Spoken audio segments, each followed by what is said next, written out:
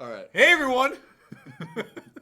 Welcome to another episode of Aches and Gains with Doc and Donnie. I am Dr. Hayes Estes.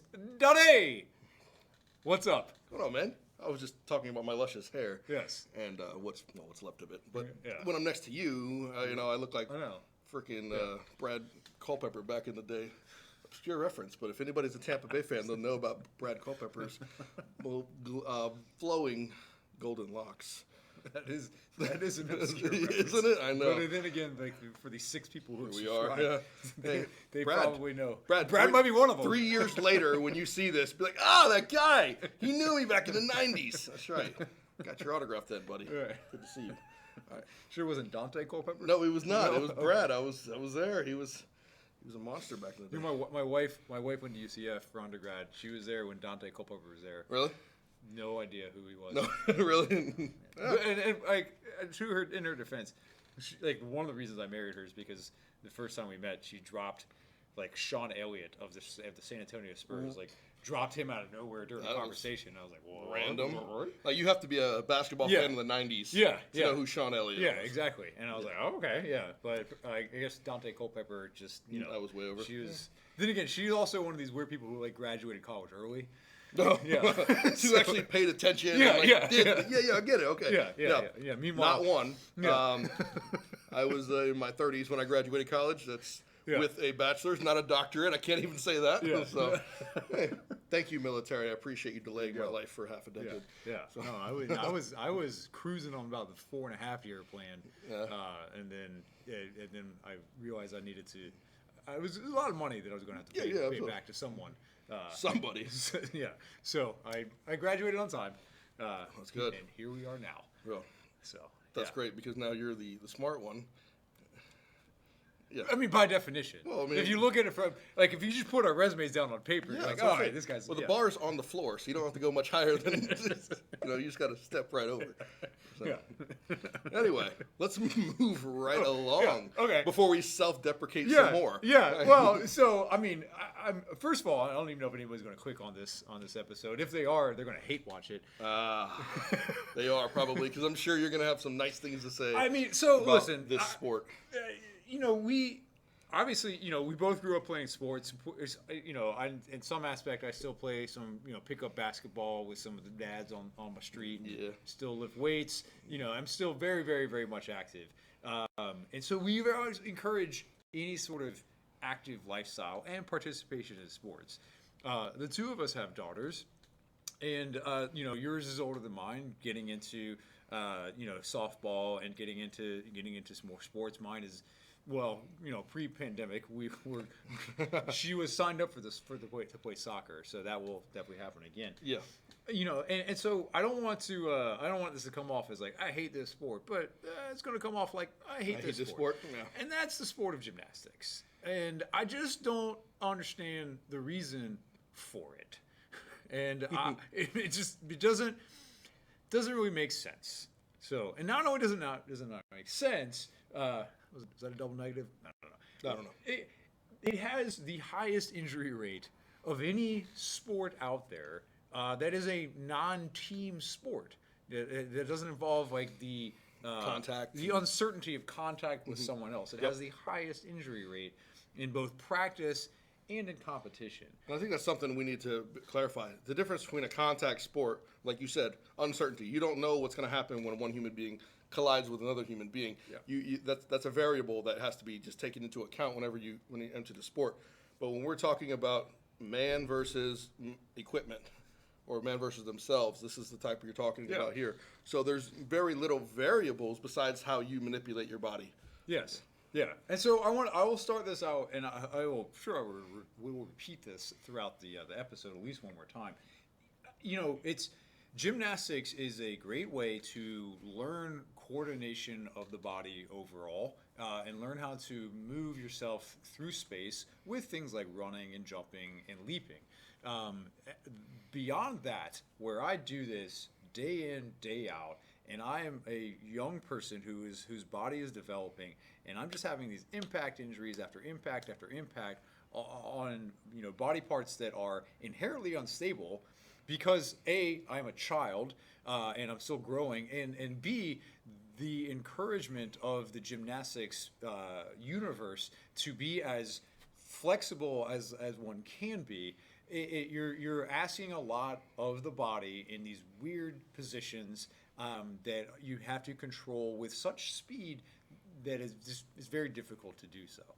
So, it just don't get it. And yeah, we'll get into the evidence and break it down a little bit. But, I mean, is your daughter, in terms of sports now, what was the conversation like, or were you just kind of like, hey, we're gonna do this?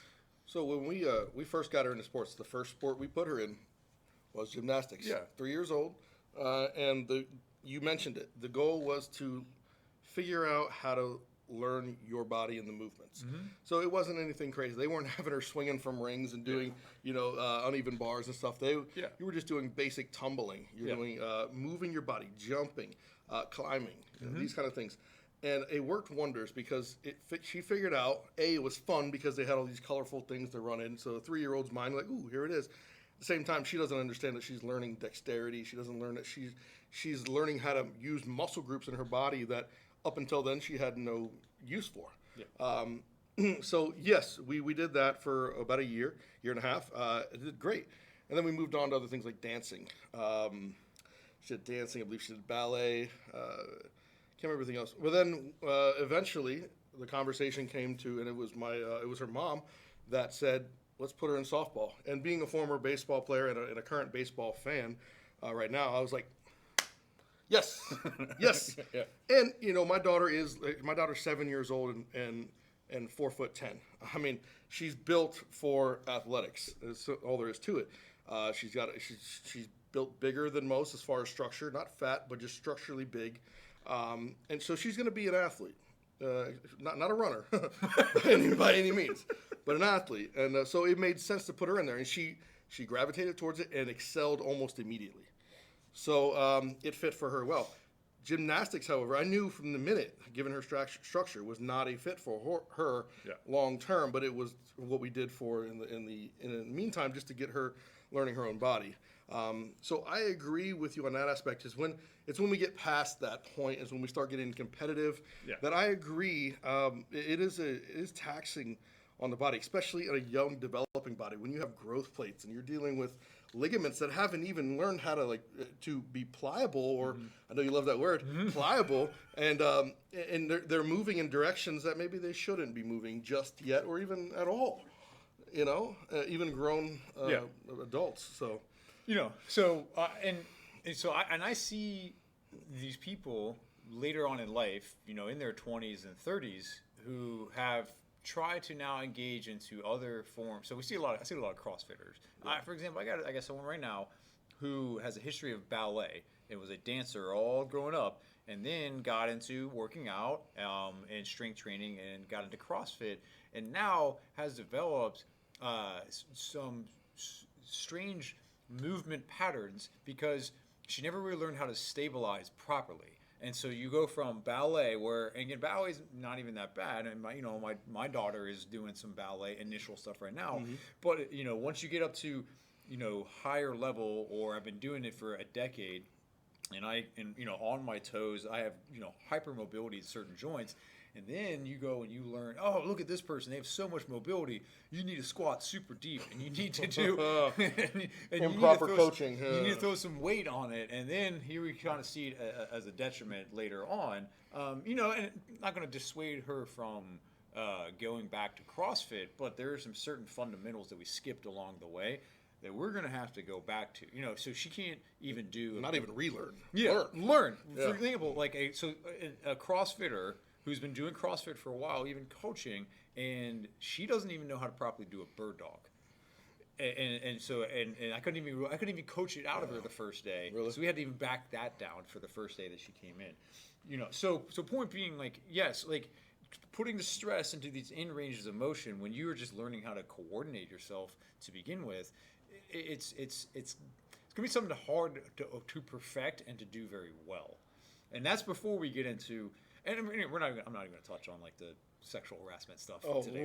I was gonna definitely avoid that. We're not going to touch on There that. seems to be a Nope. plethora of that, but that has nothing to do with this That has topic. nothing to do with this episode. Yeah. This is all about As a father, it enrages me, but Yeah. as a coach, stay out of it. Yeah. So, all right, little stats, little evidence. Journal of Pediatrics, 2008. So what they show is looks at just basically the incidence of gymnastics injuries. I think it was about a 5-year or 10-year study actually. 27,000 gymnastics injuries to kids per year. That was an incidence of 4.8 injuries per 1,000 participants. But that increased for the older ages. So 12 to 17-year-olds, it was 7.4 injuries per 1,000 participants for 12 to 17-year-olds. That's twice the lower level. So, it's just basically what this showed is that compared to all other girl sports, so they looked at every other sport, gymnastics had the highest injury rate. There's actually been a decrease in the collegiate injury rate since like the 80s and 90s, but this has nothing to do with how they have changed their practice habits or their competition. It's really only attributed to things like safety measures like sting mats, padded equipment, and a redesigned vault table. So they didn't even touch the overtraining aspect. They just said, let's just make this a little more Make cushiony. the helmets a lot harder so you can hit harder, right? Yeah. That's the football mentality. Yeah. Don't take the hit out of it. Make the helmets harder. Yeah, exactly. Yeah. Now, I would mention there that I was thinking that, 80s and 90s was where the evolution of strength conditioning started playing in non-traditional strength conditioning sports.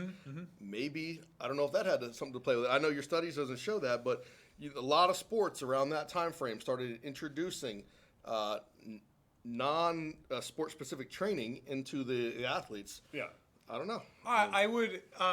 So they didn't mention it in that study. Yeah. They pretty much said this is the only thing that we can attribute to an increase in safety measures. So I knowing what we know now about the culture of gymnastics, I find it hard to believe that these old school Eastern European coaches are going to change their ways and say, hey, we should do like some queens and jerks and stuff like that.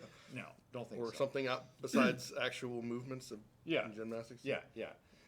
So that NCAA stat was from the Journal of Athletic Training in 2015. The Clinics in Sports Medicine 2008 looked at the epidemiology of injury in child and adolescent sports. So what they found, gymnastics, when accounting for athletic exposure, had a higher injury rate in females than sports like field hockey and basketball. Less injuries for smaller competitors. So, like you mentioned, your daughter's not doing gymnastics. She is tall for her age, bigger for her age. Gymnastics is probably not the sport for her.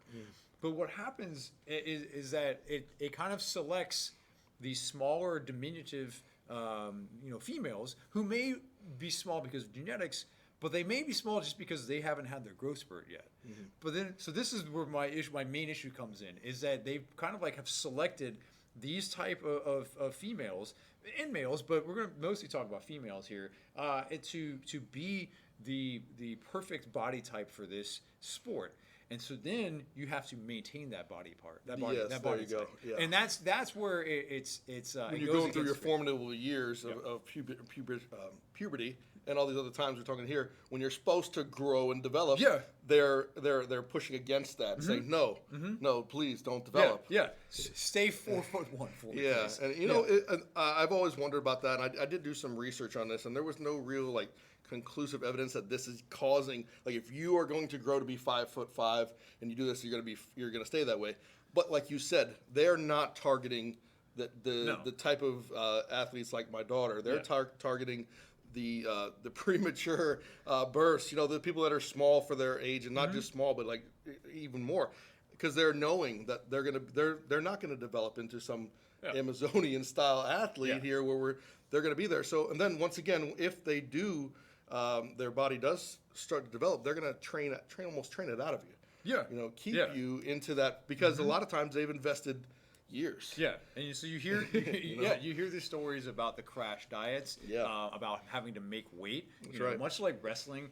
Maybe one day we'll talk about wrestling too. But the and we're talking about, kids who are 8, 9, 10, 11, 12 years old, right in that prime age where they're undergoing puberty. They should be growing. They should have these normal level of hormones going through their body, and everything's being stunted. For what? For what? And so there's nothing. For a sport that will inevitably spit you up and chew you out by the time you're 21. Yeah, exactly. Yeah, exactly. Yeah, you talk about sports, like, we talk about football a lot and how, like, early retirement age, people retired by 30 at football, and then, like, later, like, 35 for basketball. Golf, you play forever. Tennis players are, 25s over the hill. Yeah. But gymnastics, like, if you're a senior in college, you're done. You're done. You're done. You're done. And I mean, there's a few that have gone on and compete to their late 20s. Yeah. They're the top levels. Yeah. They're not going to be anybody Yeah. Of a common nature. Yeah. So I agree with that. Yeah. 100%. Now I want to go ahead and say this. I don't discourage gymnastics. Like we both agree with this. I'm quite sure I speak for Dr. Hayes and myself. For a specific purpose, it is athletic. It does teach athleticism to people who maybe don't understand how to be athletic. You don't have this genetic trait in you that makes you a perfect athlete. You have the abilities there, but you have to teach them. It's good for that. And as long as they're not, and I'm sure there's lots of gymnastics coach out there that don't do the negative things that we're speaking about that. And if that's the case, it's just like any other sport. Stick with what's good if you're into this. But I think when we're talking to parents here than anything, watch what the coaches are asking of your children. Mm-hmm. Watch what they're asking them to do. Watch if anything, sparks a red flag. It is.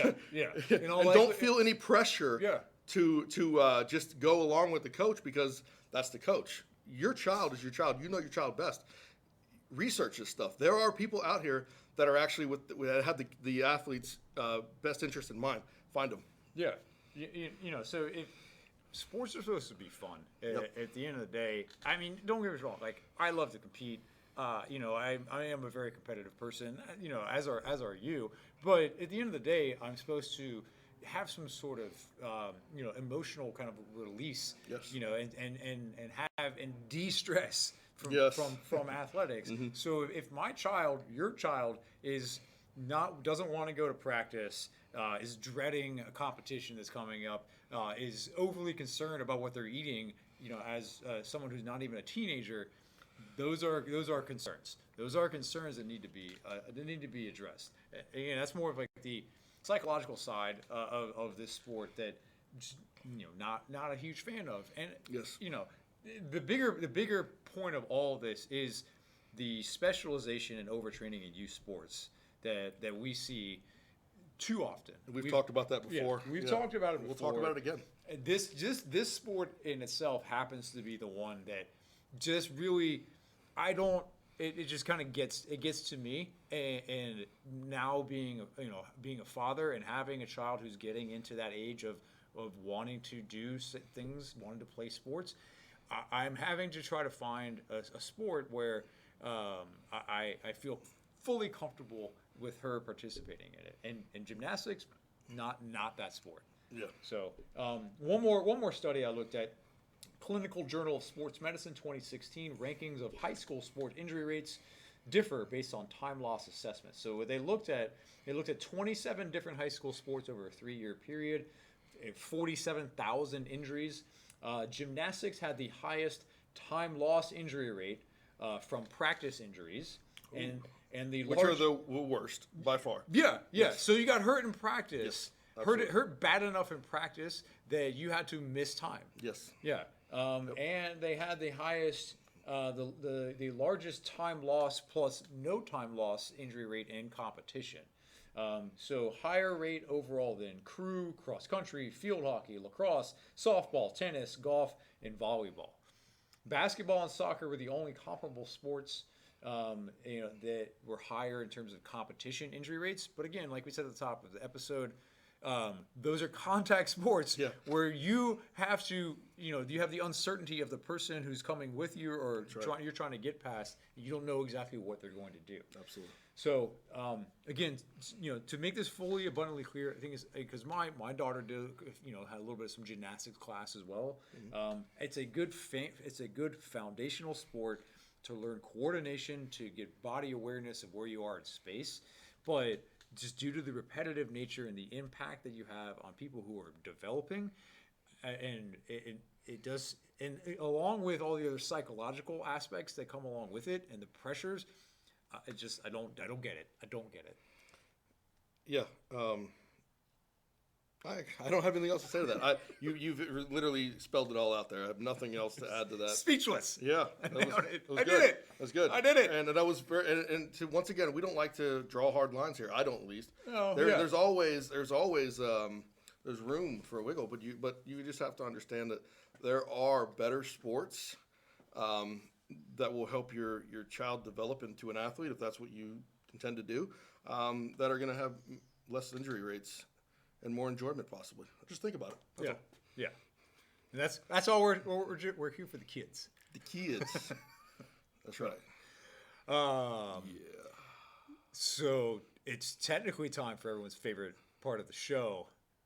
I don't have anything. I got it. Okay, all right. Hey, it's time for everyone's favorite part of the show. I got one. It's bro science. Milts. Yep,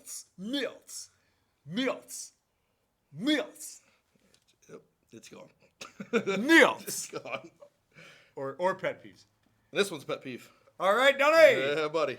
All right, so I'm sure if you've entered into any of your local gymnasiums, whether they have weights for you to lift.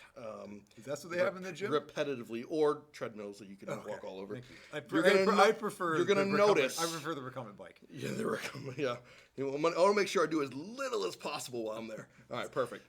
All right, so you're gonna notice something in there, and it's the increase of different athletic brands that people are wearing, this kind of stuff. What you're also gonna notice is the increase in price of all these athletic brands that you see there. $70 for a pair of leggings that literally cost $2 to make, and I'm being generous, shirts that have so little cloth, especially for females, and they're running $35, $40. Shoes that are $200. I'm not understanding this. I understand we train to look good naked, and we train to be athletic. Those are the two things, especially men, do. All right. I look great. And women, not so much. I'm good on filters. All right, filters my friend, right? Continue.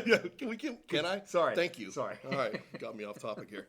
All right, but women are the same way, and I don't understand what's the attractiveness of wearing the most expensive clothing in the gym, especially when you're going to a $10 a month gym. I don't understand that. It's a pet peeve of mine, because if you go on Amazon, which I'm not big for pushing big companies or corporations, but if you go on Amazon, you could find this stuff for fractions of it, and it looks the same. So stop trying to outdo each other with the price tag of your clothes. Now women, I love it. You wear what you wear. You're doing great, but just be smart. You don't have to go out and spend the most.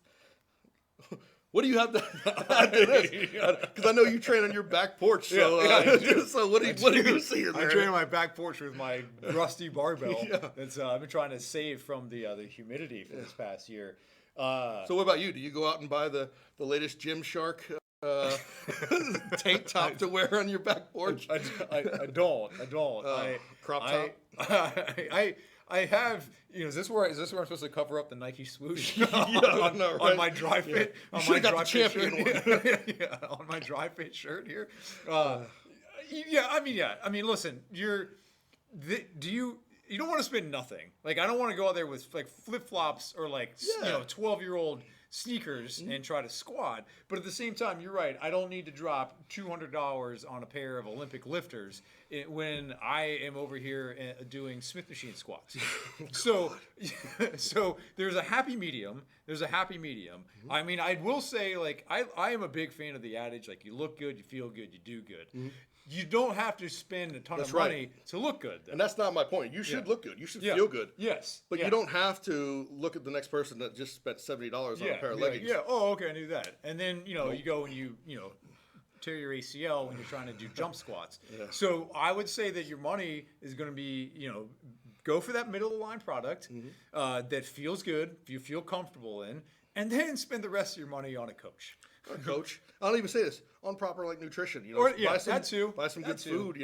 Invest in some knowledge. These kind of things. Those are going to be you're going to be better off there. So I know that wasn't the greatest and all, but I had that on my mind and I wanted to get that out there because because you see some of the better athletes that I see, unless they're being sponsored by them.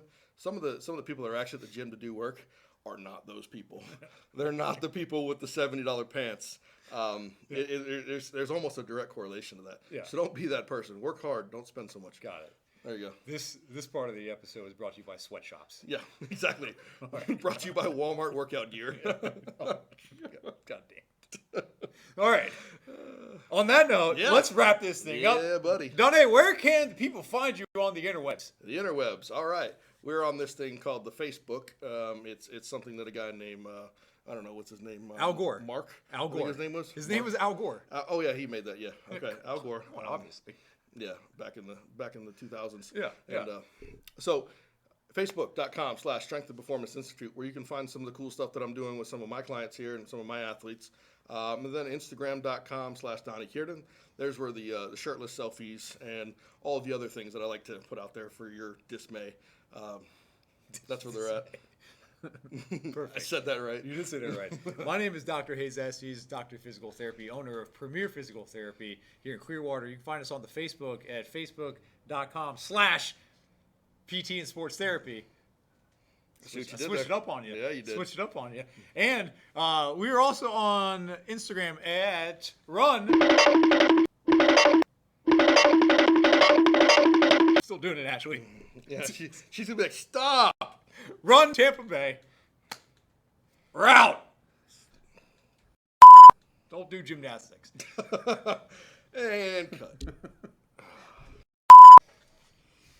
There we go. Good. Me. That was pretty good. No, that was pretty good. You've been practicing. I am collegiately trained in vocals. Wait, what? Take one. Take one. I'm not doing this Not twice. doing this twice. All right.